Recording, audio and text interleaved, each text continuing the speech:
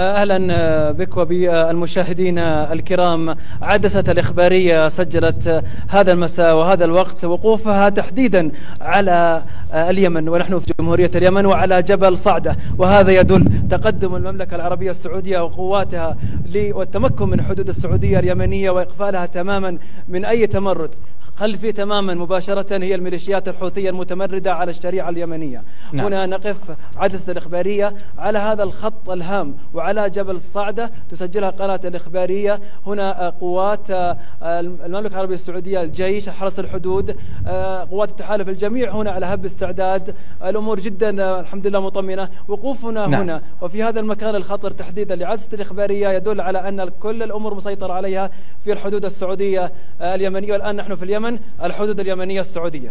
نعم فهد، وأنت على خط التماس، هل رصدت القوات السعودية أي تحركات للحوثيين وقوة صالح أو أي عمليات تسلل؟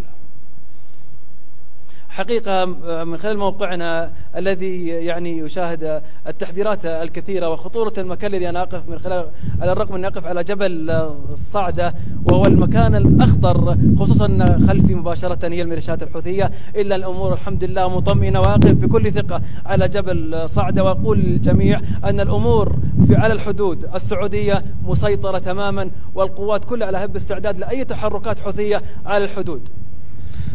نعم فهد سمحان، نتمنى لك ولنا ولوطننا الأمن والأمان. فهد السمحان من الحد السعودي اليمني من جبل